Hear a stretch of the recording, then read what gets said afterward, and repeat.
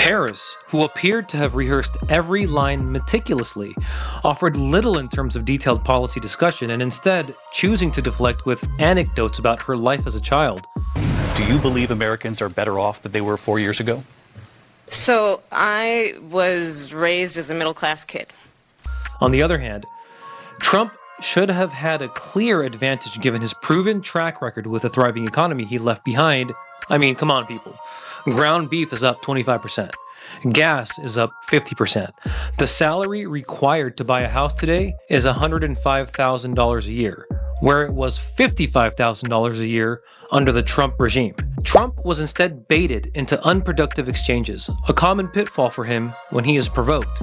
From the outset, it was clear that Kamala Harris came to the debate with a playbook of talking points, which was more word salads of crap we are used to hearing. I think that, to be very honest with you, I do believe that we should have rightly believed, but we certainly believe that certain issues are just settled.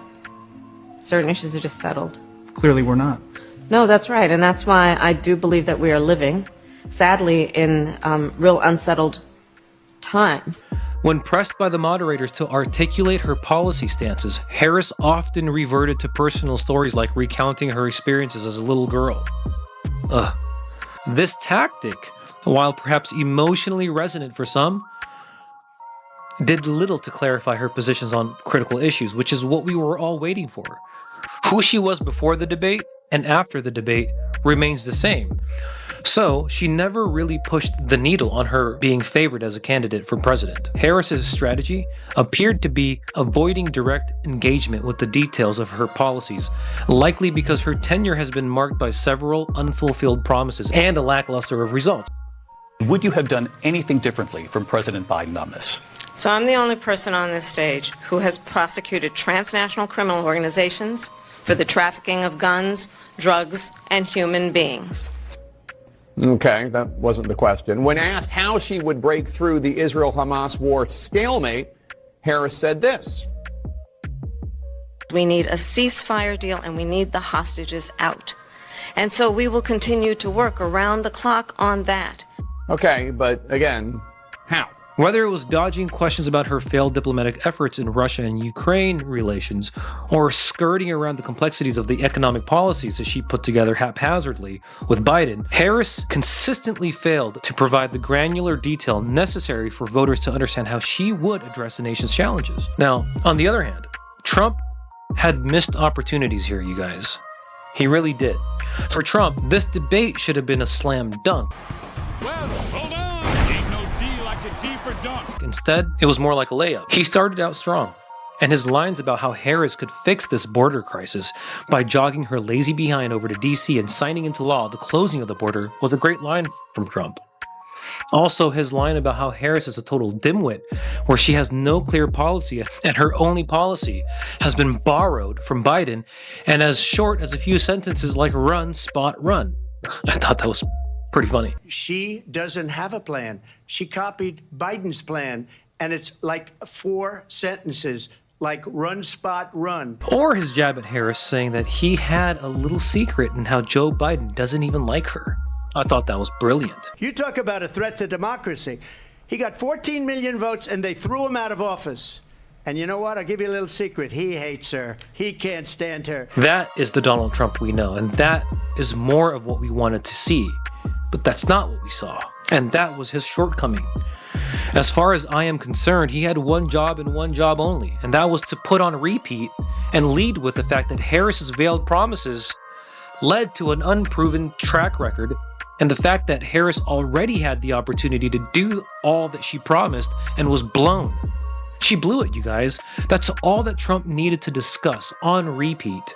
And keep contrasting the fact that life was simply better under Trump. That's all he needed to remind the people.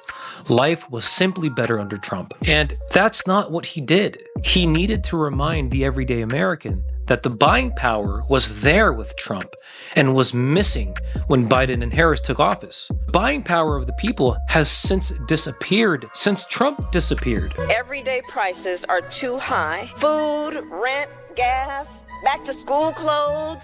That is called Bidenomics. A loaf of bread cost 50% more today. Ground beef is up almost 50%. There's not much left at the end of the month. Bidenomics is working. The price of housing has gone up. It feels so hard to just be able to get ahead. And we are very proud of Bidenomics. All he needed to do was to remind the American public, the moderates, the independents, the conservative liberals that, hey, we are still freaking broke. And that's the reason why we all need to vote for Trump. With a proven record of economic success, strong foreign policy achievements, and a robust approach to governance, Trump had all the tools necessary to decisively win this debate. Harris, after all, inherited an economy that was booming when she and Sleepy Joe took office, only for it to falter under their watch. The contrast between Trump's era of prosperity and the current economic uncertainty could not be more stark. That's all that he needed to remind the American people of. However, Trump's tendency to react aggressively when provoked, part of what makes him both a formidable and unpredictable candidate, was on full display, rather than staying focused on his accomplishments, which was par for the course and all that he needed to do. And to contrast life during his time in office versus Harris's shortcomings, Trump instead allowed himself to be drawn into a series of back and forth that did little to advance his message. This was the missed opportunity that Trump needed to hammer home, to clearly differentiate his proven leadership from Harris's largely untested and often ineffective record. And then there was the moderator bias, fact-checking Trump and ignoring Harris's falsehoods. One of the most disturbing parts of this debate was the apparent bias of the moderators, who seemed to go out of their way to fact-check Trump while giving Harris a pass on several misleading or outright false statements. And, I got to say one more thing.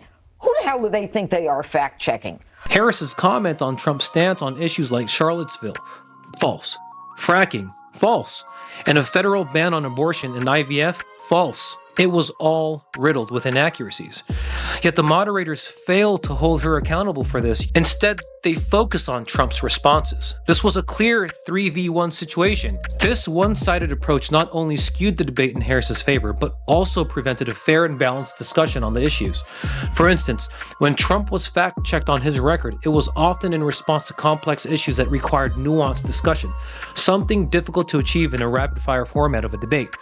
Meanwhile, Harris's more egregious distortions, particularly her dodging of questions about her failed attempts to create peace between Russia and Ukraine, went largely unchallenged and instead spoke mumbo-jumbo and spoke platitudes all day long.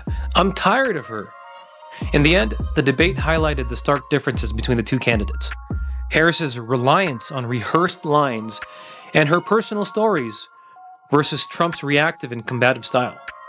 While Trump could have leveraged his record of achievements to deliver a knockout blow, he instead allowed himself to be baited into less productive exchanges.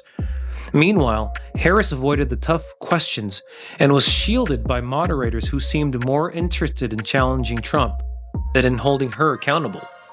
The debate was a missed opportunity for Trump. He underscored his success, while forgetting to highlight Harris's failures. That's all he really needed to focus on. It really was, and it makes me sad, a failed attempt on his end.